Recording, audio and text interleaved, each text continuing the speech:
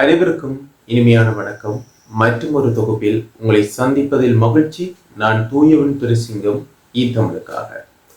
இந்த உள்ளூராட்சி மன்ற தேர்தல் ஆரம்பிக்கப்பட்டதிலிருந்து பல்வேறுபட்ட விடயங்கள் பேசப்பட்டு கொண்டே இருக்கிறது.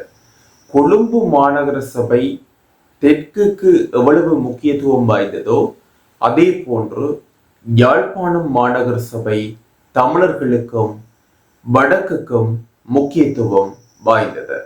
கிழக்கில் மட்டக்களப்பு மாநகர சபையில் எந்த ஒரு பிரச்சனைகளும் இல்லாமல் வெற்றிகரமாக ஆட்சி அமைத்திருக்கின்றார்கள் இலங்கை தமிழரசு கட்சி. ஆனால் தெற்கில் கொழும்பு மாநகர சபைக்கும் வடக்கில் யாழ்ப்பாணம் மாநகர சபைக்கும் தனித்து முடிவெடுக்க முடியாமல் ஏதோ ஒரு கட்சியில் தங்கி இருக்க வேண்டிய நிலைக்கு இந்த அரசியல் கட்சிகள் எல்லாம் தள்ளப்பட்டு இருக்கிறது. இந்த நேரத்தில் அவர்களிடம் பல பிரச்சனைகள் எழுந்தது. இதன் காரணமாக இந்த கட்சிகள் எல்லாம் துரோகிகள் நண்பர்களாகினர், நண்பர்கள் துரோகிகளாகினர். இவர்கள் எல்லாம் சேர்ந்து தமிழினத்திற்கு துரோகம் செய்கின்ற அளவிற்கு சென்றனர். எதை சொல்கின்றேன் என்று உங்களுக்கு புரிந்திருக்கும். ஆனால் இப்போது இலங்கை தமிழரசு கட்சியாக இருந்தாலும் சரி, அகில இலங்கை தமிழ் காங்கிரசினுடைய பெயரில் தேர்தலில் நின்ற தமிழ் தேசிய பேரவையாக இருந்தாலும் சரி, யாழ்ப்பாணம் மாநகர சபையில் ஆட்சி அமைக்க வேண்டுமாக இருந்தால் என்பிபி முடிவெடுக்கின்ற ஒரு நிலைக்கு செல்ல வேண்டி ஏற்பட்டு இருக்கின்றது. ஏன் இதை சொல்கின்றேன் என்று சொன்னால், யாழ்ப்பாணம் மாநகர சபையில் 45 உறுப்பினர்களை தேர்ந்தெடுப்பதற்கான தேர்தலாகத்தான் இது இருந்தது. 45 உறுப்பினர்களில் 13 உறுப்பினர்கள் இலங்கை தமிழரசு கட்சிக்கு வந்திருக்கிறார்கள். இவர்கள்தான் அதிகமான ஆசனங்களை பெற்ற கட்சி. இரண்டாம் இடத்தில் இருப்பவர்கள் அகில இலங்கை தமிழ் காங்கிரஸ், அதாவது இந்த தமிழ் தேசிய பேரவை சைக்கிள் சின்னத்தில் போட்டியிட்டவர்கள். அவர்களுக்கு 12 ஆசனங்கள் இருக்கிறது. இந்த இரண்டு கட்சிகளும் ஒன்று சேர்ந்திருந்தால் யாழ் மாநகர சபையில் எந்த பிரச்சனையும் இல்லை, இவர்கள் இலகுவாக ஆட்சி அமைத்திருக்கலாம். ஆனால் இவர்கள் கொள்கை ரீதியாக ஒன்றுபடாத ஒரு காரணத்தினால் தாங்கள் ஒன்றாக ஆட்சி அமைப்பதில் அவர்களுக்கு விருப்பமில்லை போல் தெரிகின்றது.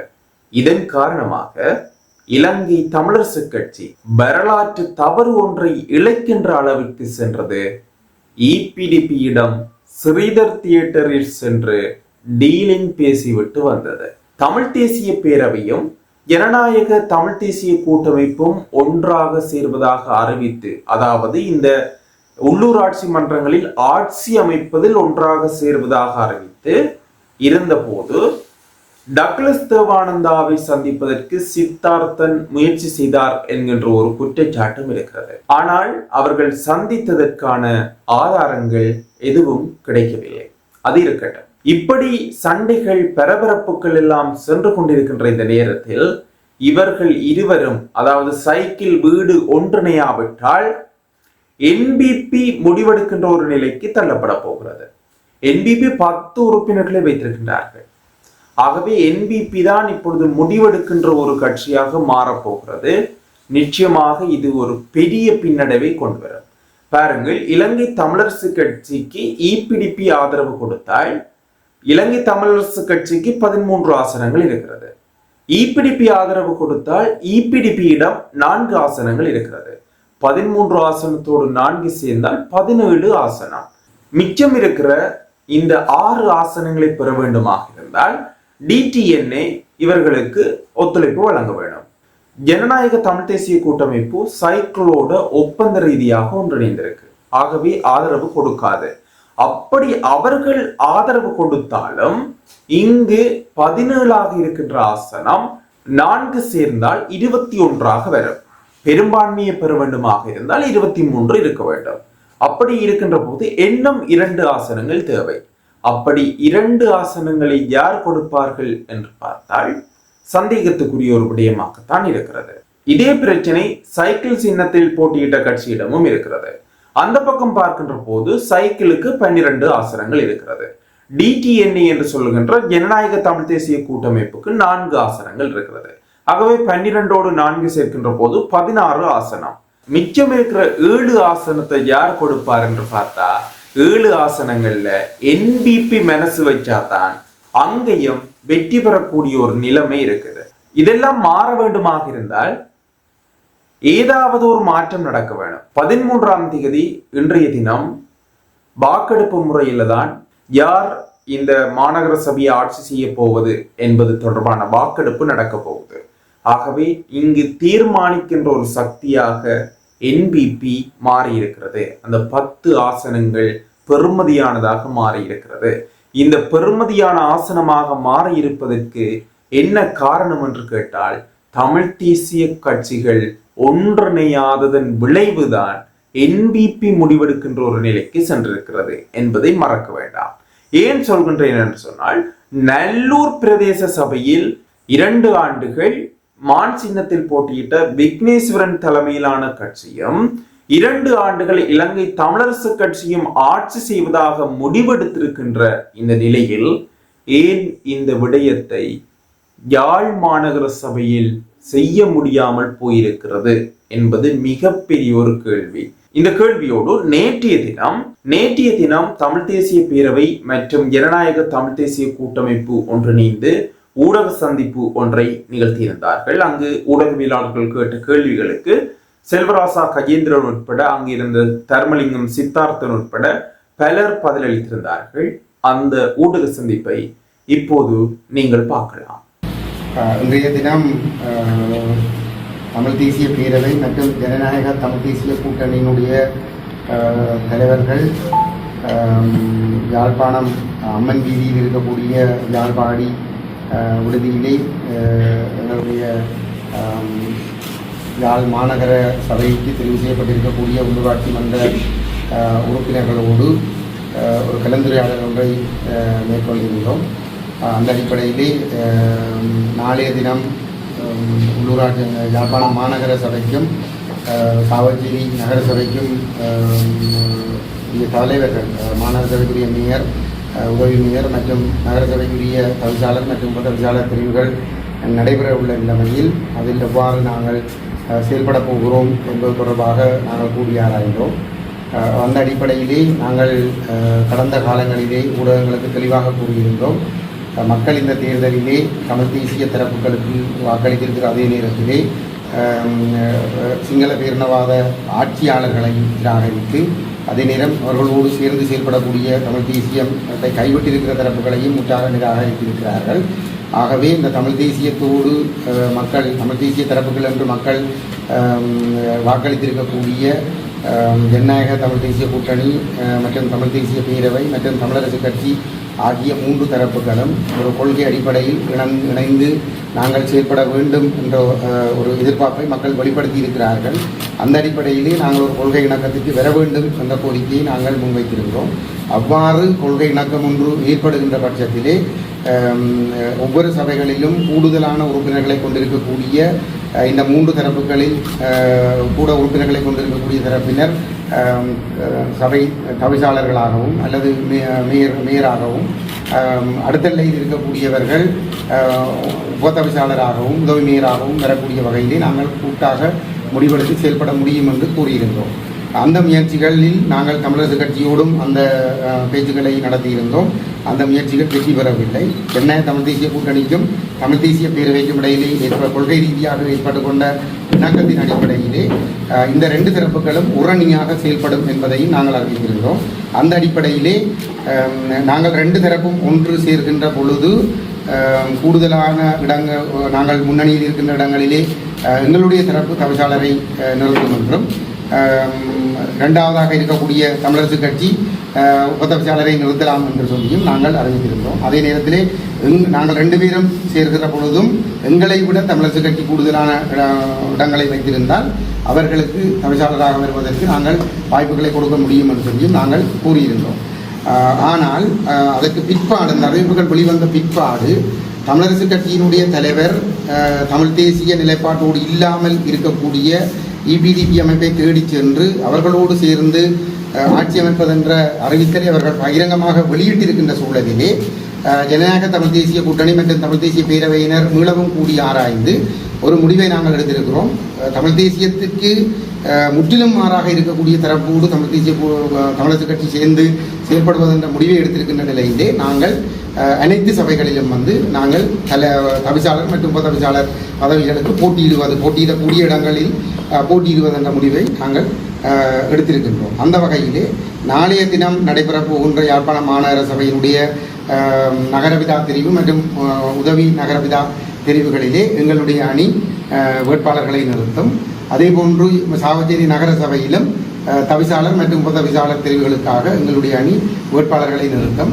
அந்த வகையில் யாழ்ப்பாணம் மாநகர சபைக்குரிய எங்களுடைய அணிக்குரிய முதல்வர் வேட்பாளராக கனகையா கிருஷ்ணகுமார் அவர்களை நாங்கள்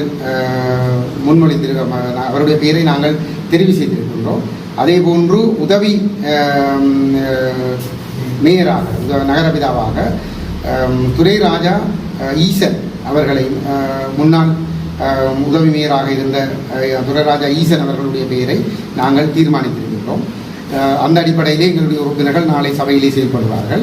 அதேபோன்று சாவச்சேரி நகர சபையிலே எங்களுடைய தரப்பிலிருந்து ஸ்ரீபிரகாஷ் அவர்களை தவிசாளர் வேட்பாளராக நாங்கள் தெரிவு செய்திருக்கிறோம், தீர்மானித்திருக்கிறோம். அதேபோன்று உபதவிசாளராக திரு ஞானப்பிரகாசம் கிஷோர் அவர்களை நாங்கள் தீர்மானித்திருக்கின்றோம். அவர்கள் இரண்டு பேருடைய இந்த பெயர்கள் அந்த தேர்தலின் பொழுது எங்களுடைய உறுப்பினர்களால் முன்மொழிந்து வழிமொழியப்படும். இதே போன்று அடுத்து வரும் சபைகளிலும் நடைபெறப் போகின்ற தெரிவுகளிலும் எங்களுடைய முடிவுகள் இவ்வாறு தான் இருக்கும். நாளை காலைக்கு முன்னர் கூட தமிழரசுக் கட்சி கொள்கை ஒப்பந்தத்திற்கு மற்ற தரப்புகளோடு உள்ள ஒப்பந்தங்களை முறித்து இந்த ஏற்கனவே டிடிஎன்ஐயும் நாங்களும் செய்து கொண்ட ஒப்பந்தத்திற்கு அவர்கள் இணங்கி வருவார்களாக இருந்தால் எங்களுடைய முடிவுகள் மூன்றும் ஒரு அணி என்ற அடிப்படையிலே நாங்கள் செயல்படக்கூடியதாக இருந்திருக்கும். ஆனால் அதற்கான சாத்தியங்கள் எதையும் அவர்கள் வெளிப்படுத்தியதாக இல்லை. ஆகவே இந்த முடிவுகளின் அடிப்படையில் நாங்கள் இந்த தெரிவுகளிலே எங்களுடைய நபர்கள் போட்டியிடுவார்கள் என்பதை நாங்கள் தெரிவித்துக் கொள்வோம். யாழ்ப்பாணத்துக்கு வெளியிலே என்ன நிலைப்பாடு எடுக்க போகிறீர்கள்?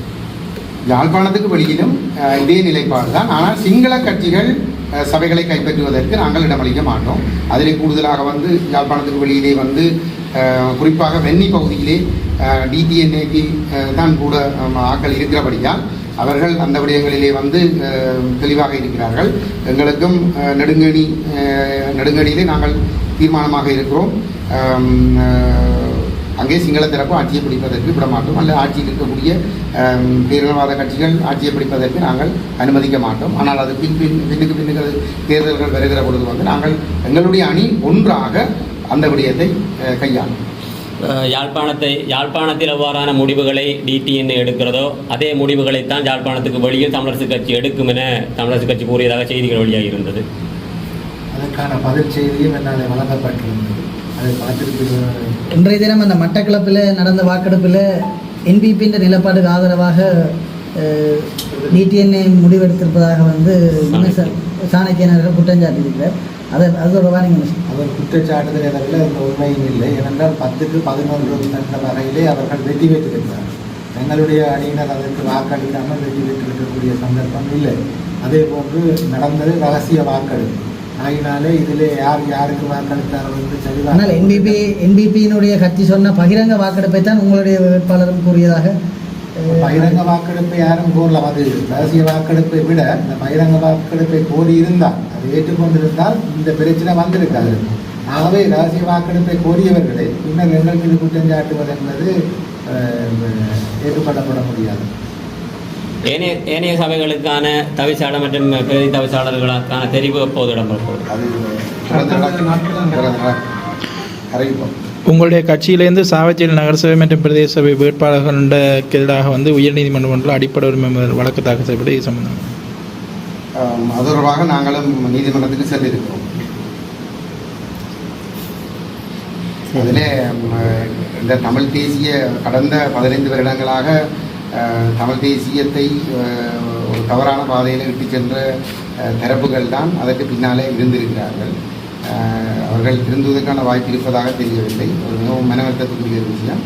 இருந்தாலும் அது ஒரு நீதிமன்றத்துக்கு சென்றிருக்கிறதாக நாங்கள் அதை நீதிமன்றத்தின் மூலமாக அனுபவத்தை நடவடிக்கைகளை எடுத்துக்கிறோம். மக்களாணையை மீறி சங்கம் சைக்கிளும் தற்போது கூட்டணி என்ற பெயரில் இணைந்திருப்பதாகவும் இதற்காக நாங்கள் 17 சபைகளிலும் போட்டியிட்டு வெற்றி பெறுவோம் என்று சொல்லி சுமந்திரன் சொல்லியிருக்கார். இதுக்கு உங்களை பதில்? சுமந்திரன் அவர்கள் உண்மையிலே ஒரு உண்மைக்கு புறம்பான பொய்ப்பிரச்சாரங்களை செய்கிறது. அவருடைய வயதுக்கும் அவருடைய தொழிலுக்கும் ஒரு பொருத்தமான ஒரு விஷயம் இல்லை. வாய் திறந்தால் பொய்யை சொல்லிக் கொண்டிருக்கிறார். இப்போ மக்கள் இபிடிபிக்கு வாக்களிக்காமல் என்பிபிக்கு வாக்களிக்காமல் சங்குக்கும் சைக்கிளுக்கும் வீட்டுக்கு வாக்களித்தது கொள்கை அடிப்படையில் ஒன்றாக முன்னோக்கி செல்ல வேண்டும் என்பதற்காக. அவருக்கு டக்ளஸ் தேவானந்தாவை தேடி சென்று ஆதரவு கேட்க முடிந்தவருக்கு, தமிழரசு கட்சி தான் தமிழ் தேசியத்தினுடைய உயிர் மூச்சு என்று சொல்லிக் கொண்டிருக்கிறவருக்கு, தாங்கள் சமஷ்டி தான் தங்களுடைய நிலைப்பாடு என்று சொல்லிக் கொண்டிருக்கிறவருக்கு ஏன் டிடிஎன்னையும் தமிழ் தேசிய பேரவையும் இணைந்து கட்சா திட்ட அந்த உடன்படிக்கைக்கு அவரால் பெற முடியாமல் இருக்கிறது. ஆகவே மக்கள் வழங்கிய ஆணைக்கு மதிப்பளித்து டிடிஎன்னையும் தமிழ் தேசிய பேரவையும் ஒரு அணியிலே இணைந்திருக்கிறோம். நாங்கள் தான் மக்களுடைய ஆணைக்கு மதிப்பு கொடுத்திருக்கிறோம். இந்த 2 தரப்பும் கொள்கை கிணங்கி இருக்கிற பட்சத்திலே சுமந்திரன் அவர்கள் இபிடிபியோடு செல்வது தான் மக்கள் ஆணைக்கு முழு விரோதமான முழு துரோகமான ஒரு செயற்பாடு. இதில் இன்னொரு விஷயத்தை நான் சொன்னால் அவர் சொன்ன மாதிரி மக்கள் ஆணைக்கு புறம்பாக இல்லை எதிராக என்று அவர் சொன்னது மிக புலியான விஷயம் என்றால், அவர் டிடிஎன்ஏனுடைய இந்த தேர்தல் மேனிஃபெஸ்டோவை வாசித்திருந்தால் அதில் வரிக்கு வரி தெளிவாக நாங்கள் ஒன்றுபட்டு எப்படி செயற்பட போகிறோம், எப்படி செயற்பட வேண்டும் போன்ற பல்வேறு விஷயங்களும் சொல்லப்பட்டு அதை வீடு வீடாக கொடுக்கப்பட்டது. மக்கள் அதுக்குத்தான் வாக்களித்திருக்கார்கள். எங்களுக்கு வாக்களித்தது ஒற்றுமைக்காகவே தவிர இங்கே என்ன சொல்ல தமிழ் தேசிய தரப்பில் உள்ள கட்சிகள் ஒன்றுபட்டு செயற்பட வேண்டும் என்பதற்காக தவிர அவர் சொல்வது போல் அவரை மாதிரி பிரிஞ்சு நின்று வாக்களிக்கவில்லை. தமிழ் மக்களுடைய ஆணை என்பது ஆணை, நாங்கள் என்னதுக்கு ஆணை கேட்டோமோ நாங்கள் அந்த அடிப்படையில். இதுதான் இன்றைய நாளில் நான் உங்களுக்கு கொண்டு வந்த தொகுப்பு. நாளைய நாளில் மற்றும் ஒரு தொகுப்பில் உங்களை நான் சந்திக்கின்றேன். நன்றி, வணக்கம்.